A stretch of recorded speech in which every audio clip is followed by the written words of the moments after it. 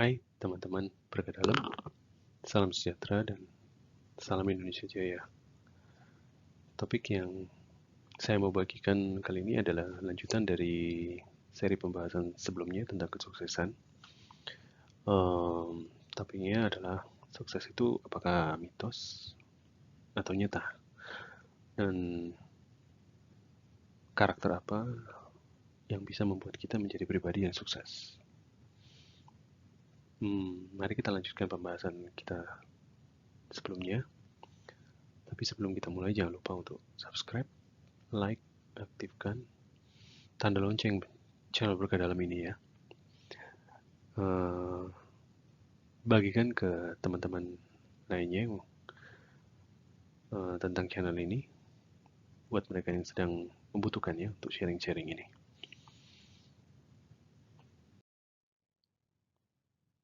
Oke, seperti yang pernah saya share sebelumnya, bahwa kalau kita sering komplain atau menyerah dalam perjalanan untuk mencapai sukses, kita tidak akan membuat kita menjadi lebih cepat mencapai tujuannya. Ada beberapa yang komentar, kita ini kan cuma manusia biasa, wajar dong kita ini emosi kita menjadi lemah, emosional sekali, motivasi kita juga down, dan lain sebagainya. Benar, menurut saya sih oke-oke aja ya manusia, karena kita ini manusia ya.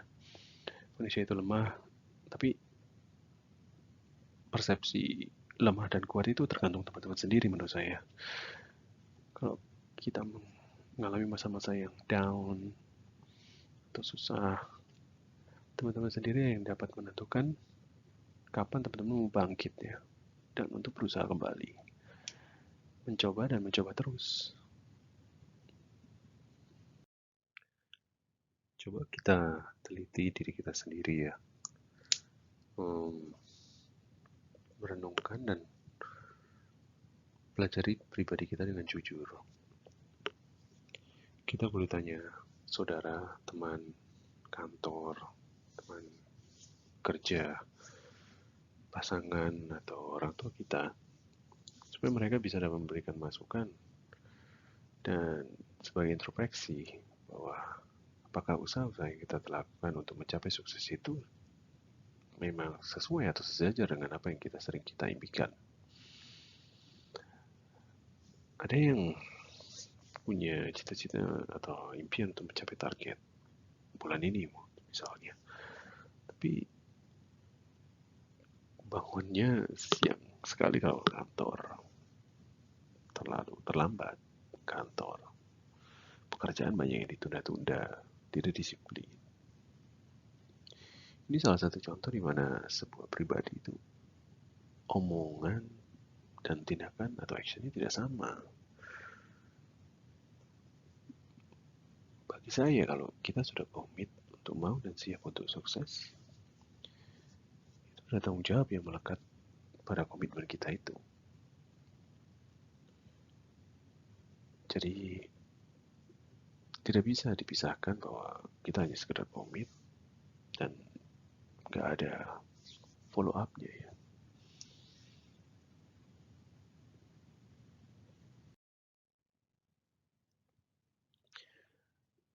Saya ada saran nih teman-teman, coba boleh teman-teman bisa renungkan ya. Mungkin bisa teman-teman coba tuliskan ya, apa definisi sukses atau yang teman-teman mau raih atau capai. Setelah teman-teman tulis sukses yang teman-teman, definisi sukses yang teman-teman mau capai, coba tuliskan lagi kualitas pribadi yang bagaimana yang dibutuhkan agar teman-teman dapat mencapai kesuksesan yang diinginkan. Pertanyaannya adalah, apakah dengan kualitas diri yang sering bermalas-malasan atau berpikiran selalu negatif akan menjadi pribadi kita lebih kuat atau lebih tangguh agar mencapai tujuan atau impian kita. Kenapa saya minta teman-teman untuk menulis renungan kualitas pribadi Seperti saya sebutkan di atas ya, sebelumnya ya. Karena pengalaman saya, memori manusia itu terbatas ya. Hal-hal seperti ini yang menurut saya penting sekali harus diingatkan tiap hari kepada diri kita sendiri supaya menjadi kebiasaan ya, disiplin yang positif. Setelah teman-teman tulis, coba teman-teman baca tulisan teman-teman sendiri. Tulisan itu dibaca sebelum teman-teman tidur, malam ya, sebelum tidur malam. Dan setiap pagi sebelum bangun tidur ya, sudah teman-teman bangun, first thing first ya, being grateful, dan coba buka lagi itu definisi sukses yang teman-teman sudah tulis. Dan saran saya, supaya praktis dan memudahkan, sekarang kan zamannya sudah modern ya, tidak perlu ditulis di buku atau kertas. Saran saya tulislah di dalam handphone ya. Di dalam handphone biasanya ada aplikasi note dan lain sebagainya, sehingga memudahkan teman-teman untuk mengingat dan membacanya secara berulang. Cobalah kebiasaan ini untuk 7 hari ke depan. Dan pada saat teman-teman membaca tulisan catatan tersebut, try to imagine yourself. Bayangkan diri teman-teman sendiri ya, sudah mencapai kesuksesan tersebut. So, bayangkan diri kita sudah mencapai kesuksesan tersebut dan menjadi sebuah pribadi sukses yang teman-teman sendiri tulis ya.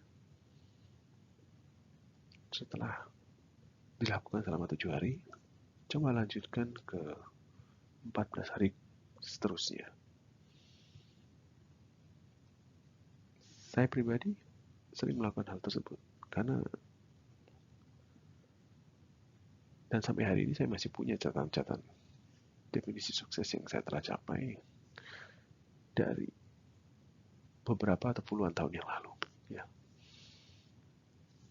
Karena ini ada satu problem ya teman-teman ya, sukses itu ternyata kalau tercapai itu nagih atau addicted ya. Jadi apa yang saya tulis, catatan saya itu selalu berkembang. Berkembangnya adalah pada saat saya telah mencapainya atau saya mempunyai tulisan-tulisan baru atau cita-cita, impian yang baru yang selalu saya tulis.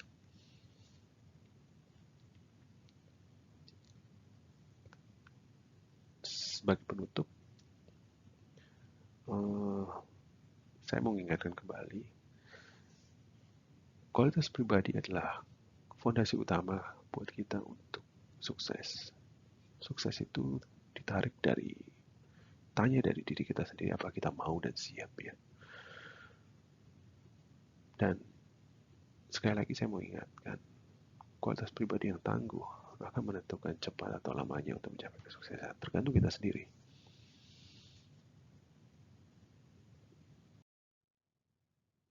Oke, sampai di sini dulu sharing dari saya. Nantikan kelanjutan dari topik ini, sukses itu mitos atau nyata, di kesempatan berikutnya ya. Thank you sudah mendengarkan. Jangan lupa untuk subscribe, like, dan aktifkan tanda loncengnya. Kalau ada pertanyaan, silakan tinggalkan komen dan email. Kalau mau kirim email ke berkahdalam@idn@gmail.com. Saya minta bantuan teman-teman untuk bagikan channel ini kepada orang lain yang sekiranya membutuhkan ya, supaya kita juga berbagi, memberikan energi-energi positif buat Indonesia terutama ya. Itu aja. Salam Indonesia Jaya.